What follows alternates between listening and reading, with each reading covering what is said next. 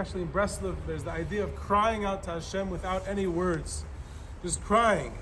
That you just burst forth, and you sometimes hear in Israel, at least when they're doing a spite of this, sometimes they say Tata, Abba, Abba, or sometimes they'll just scream, ah! Right? You have a word from Chaim Shmulevitz about why Eli was punished because he was silent. When Paroi asked his advisors what to do, it says Yisrei Shebarach Zachash B'nei Banav B'lishkas Hagazis, but Eoiv Sheshasak, Nidin be Yisurim. He got the Yisurei Eoiv because he was Shasak. He was silent. He had nothing to say.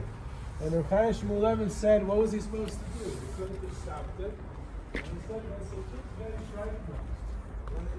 when it hurts, you scream.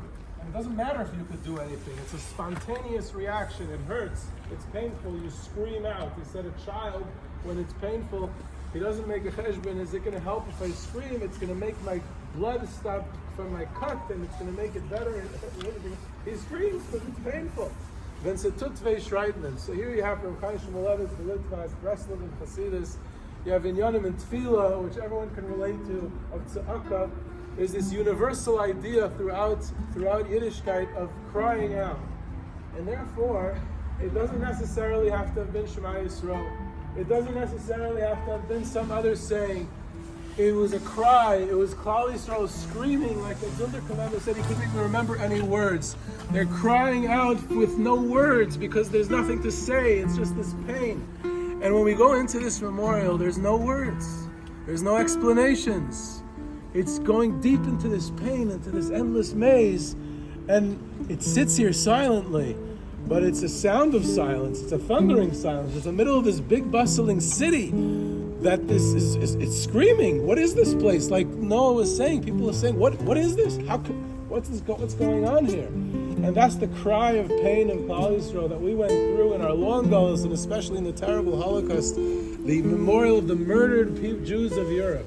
The murdered Jews of Europe, this terrible Churban. So it's a time and a place to scream and cry within this framework.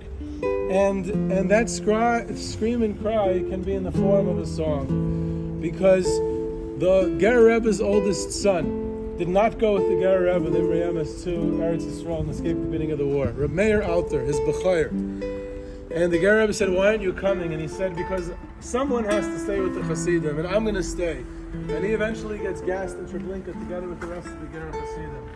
And he had a shul that was in a bunker underneath in a haif, in a chutzner, a courtyard of the Warsaw Ghetto.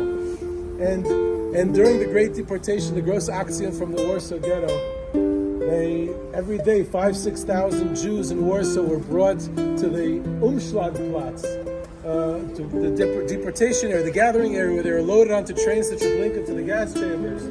2 months long, from Tisha B'Av to Yom Kippur in the summer of 1942. And Friday night, after a whole nother day of deportations, they had a minyan in this shul by Rav Meir Alter. And there's a Gerrer Chassid who kept a diary that was found in the Ringelblum archive. And he says he was disturbed because by that Friday night davening, he writes there in the diary, Haya kishtibul mamish. It was like a pre-war shtibul, and they sang l'chadoidi. And he goes over to Rav Meir Alter and he says, Rebbe, how dare you sing? How can you go ahead and sing? We're drowning, we're getting killed. How can you go out and cry out and sing? And Rav Meir Alter looks at him and he says, you're right. And if they want to upstairs, if they don't want to listen to our song, they don't have to. But we have to sing. Our job is, as long as we can breathe, as long as we can open our mouths, we can't stop singing. So it's a place of screaming, but that screaming can be in the form of song.